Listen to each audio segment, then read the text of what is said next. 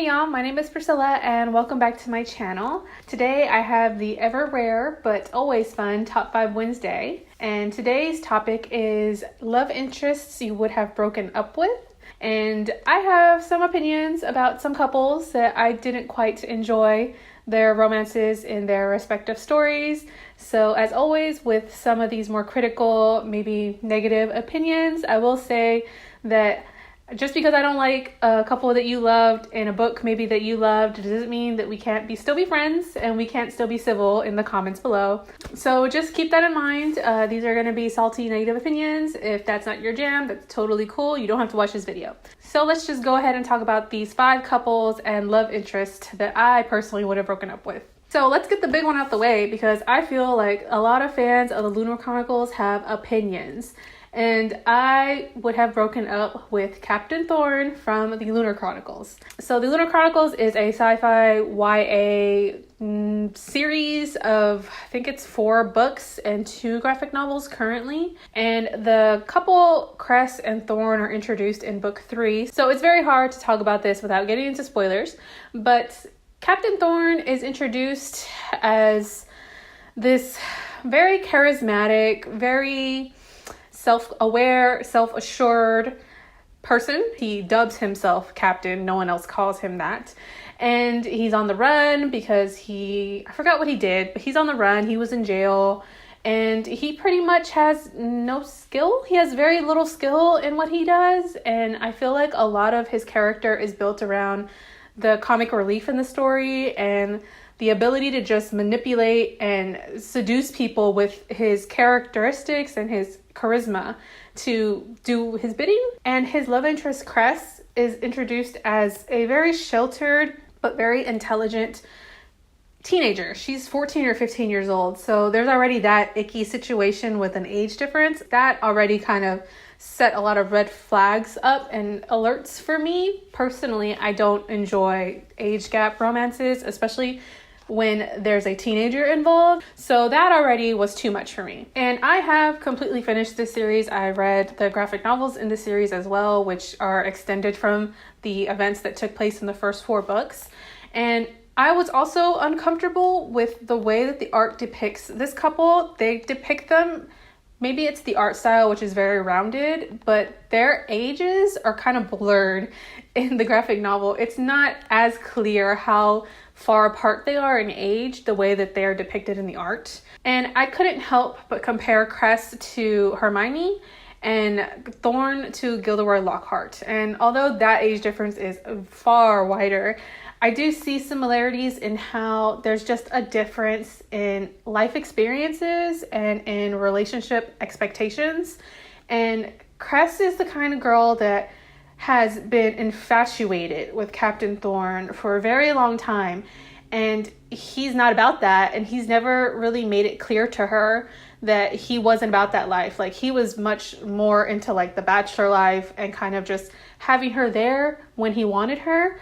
They end up together and I didn't like it. So girl, Cress, please dump Captain Thorn. I would have much rather seen her break up with him and find someone that actually cares about her from the beginning. Okay, so the next love interest I'd break up with is definitely Nick Young from Crazy Rich Asians. I have read the first book in the Crazy Rich Asians series and I've seen the movie, and they do play out fairly similarly, but there are some differences, and I would break up with Nick in both versions, to be quite honest. So Crazy Rich Asians is a contemporary adult series and now movie franchise that centers Asian Americans and wealthy Chinese Asians in this sort of soap opera, telenovela style, massive world of luxury and fighting for the young fortune. And he's kind of separated himself from the world that he has back home. He's a professor with Rachel. They're both professors at the university that they work with, and they've been dating for 2 years, and she has no idea of his history and his family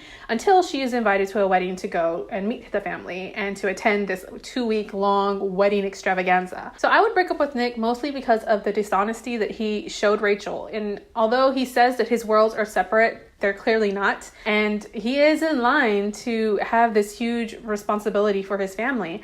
And he's never going to be separated from his family, no matter how much he likes to believe that. Him taking Rachel to his family and still hiding so many things from her and just expecting her to snap back and to adjust for him is so inconsiderate. And Rachel, I knew from the first couple of chapters that this book was written by a man, because she kind of just takes it all in stride, and she doesn't really question him or doubt him as much as I think any other woman would in a relationship like this. Nick essentially chooses Rachel over his family, over his mother.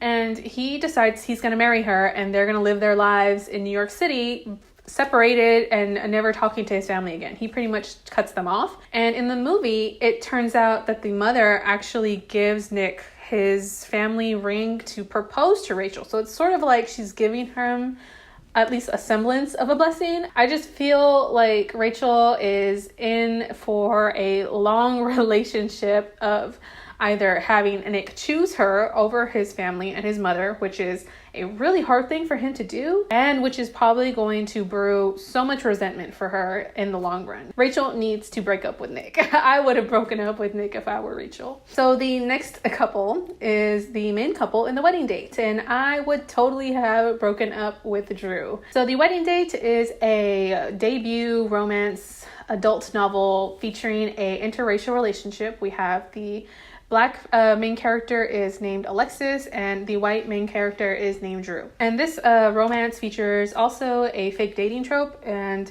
I know that's why a lot of people like it, but I couldn't stand Drew, and I would have broken up with him almost immediately because, he's the worst, and I hated his internal monologue, and I'll give some examples. So there's this scene when Alexis is visiting Alexa. I've been saying Alexis this whole time. I don't want to trigger my Alexa, but Alexa. Alexa and Drew go to Drew's workplace. He's a pediatrician, so he sees children. He's taking care of them. He's doing a really good job. He's great at what he does. And he doesn't like that Alexa's not paying attention to him and that she's not noticing how great he is with kids and how good he is at his job. And these are his thoughts while Alexa is giving free advice, but it's free legal advice. So she's giving the mother resources and information that she needs to care better for her child. And Drew is just sitting here like, why isn't Alexa paying attention to me? I'm doing such a great job. He acknowledges that what she's doing is completely cool and awesome, but what I'm doing is cooler. And I didn't like that at all. So another thing I didn't like, there was a sex scene towards the middle-ish, end-ish, and it was kind of like a breakup sex scene. And it made me really uncomfortable and really dislike Drew because Alexa is crying. She is obviously distressed, like, while things are happening. And I think it was from Drew's perspective or both their perspectives, but we definitely get a POV from Drew, and he knows that she's crying, and he kind of just keeps going because he kind of knows this is their last final hurrah before they finally go back to living both their lives. It obviously shows that he's putting himself before her, and she's obviously distressed. So I just break up with Drew, Alexa. You could do so much better. And I just feel like their relationship is going to be a constant battle because Alexa is constantly going to have to check Drew and give up so much of herself as a Black woman with this white man to make him a better person. And I don't see how he makes her a better person. So I'd break up with Drew for sure. So the next love interest that I dump is Pedro from Like Water for Chocolate. And this is a Mexican classic, magical realism sort of romance that I read back in December. So Pedro and Tita are kind of star-crossed lovers. Tita is very restrained in what she can actually do outside of her family's ranch, outside of her mother's control. And she's kind of tied down to the land. Like her destiny is already designated for her. She's gonna work the ranch and she's gonna take care of her mother because of her mother's wishes, because that's what her mother said. And because of this, her mother tells her, you cannot marry Pedro. You will not be married because you have to take care of me and the land, and you have responsibilities to the family. So Pedro ends up marrying Tita's sister, which, okay, that's weird, but fine. And he does this because he wants to be close to Tita. I'm like, okay, fine. So I can kind of live with that. Tita is in love with Pedro. So, I mean, it's not like it's unrequited love on Pedro's side. But I don't like that Pedro kind of plays on this. And he uses this, even though he has his own life going. Like, he's happy enough with the sister. They have a baby. They have their own life going. And the moment that Tita starts showing interest in someone else and that someone else starts showing interest in her, he kind of reels her back in. He's like, okay, nah, she's mine still. Like, I'm okay with her not being with anyone, but once someone takes interest in her, it sparks those old feelings in him again. And I guess it's like this idea of first loves, true loves will last forever beyond anyone else's influence, but I did not like it. Like, Tita finally finds somebody, this doctor that was taking care of her, and he wants to be with her and marry her and take care of her. And then Pedro comes back on his high horse like, no, she's mine actually. First dibs. And I did not like that. And then there's an awkward sex scene too, where Tita initially tells Pedro like, no, I don't want this, leave. And then subtly they end up having sex. And it's not really consent. There's not really clear consent on the page. And it made me feel very uncomfortable because Pedro could have forced himself on her. In the movie, it kind of shows how they kind of like just join together. Like it's this, oh, she pushes him away, but she really wants it kind of thing. And I don't like that. So Tita should have broken up with Pedro. Definitely. I did not like that they ended up together in the end. So the last book that I'm going to talk about is Americana, and I definitely would have dumped Obinze. I would have definitely wanted that pairing to not have ended up together. So Americana is a contemporary Nigerian novel that follows our main character, who is a famous blogger. She moves from Nigeria to the United States, and then she eventually moves back home. And it also follows her love interest, whose name is Obinze, and he moves to England, and then he moves back home as well as a successful businessman. And the entire story kind of circles around their romance. So this is another instance where it's a first love thing that is supposed to be everlasting, eternal love. And I get it. Yeah, first loves are pretty significant in a young person's life, but we're talking about like 15 plus years later that they come back to each other. Despite Obinze being involved with another woman, despite Obinze having a family, they're still willing to like mess around and to completely destroy his family. And I'm not on board with that. I am not cool with someone, especially a main character who is, I think, supposed to be messy, supposed to be complex, supposed to be unlikable. Very compelling story, very compelling character, but that doesn't mean that I'm going to ship her with a married man that has a family and other responsibilities and loyalty. And why? So to me, I feel that they just grew apart. It's been 15 years since they had their initial love, their initial real face-to-face interaction even.